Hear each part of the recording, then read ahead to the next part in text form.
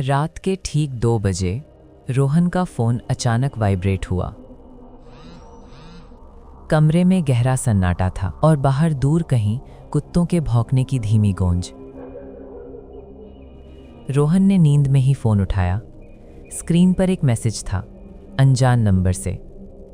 मत जाओ, तुम्हें देखा जा रहा है। उसे लगा किसी का बेवकूफ़ी भरा मजाक है।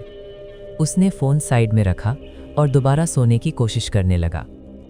लेकिन कुछ ही देर बाद फोन फिर से वाइब्रेट हुआ। इस बार मैसेज था, खिड़की के पास मत जाना।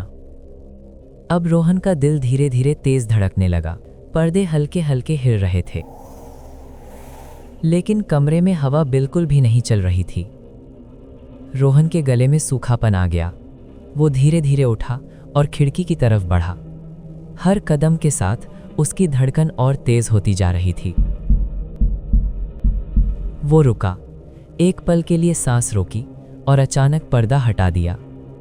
बाहर कोई नहीं था, सड़क खाली थी, चारों तरफ सिर्फ अंधेरा। तभी फोन फिर से वाइब्रेट हुआ। उसने जैसे ही स्क्रीन देखी, उसका चेहरा एकदम सफेद पड़ गया। तुमने देख लिया, अब देर हो चुकी है। अब उसे सच में डर लगने लगा था।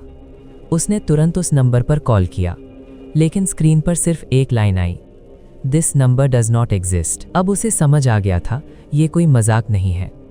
वो तुरंत उठा और कमरे का दरवाज़ा लॉक कर दिया। फिर वापस बेड पर आकर बैठ गया।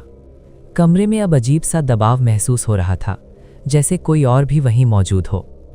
तभी अचानक उसका लैपटॉप अपने आप ऑन हो गया। स्क्रीन की तेज रोशनी सीधे उसके चेहरे पर पड़ी।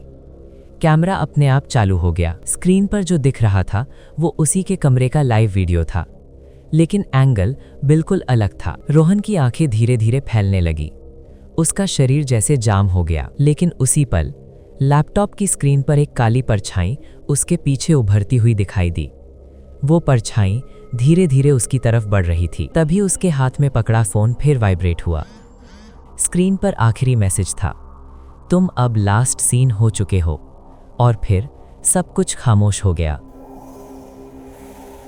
रोहन वहां नहीं था, जैसे वो कभी वहां था ही नहीं।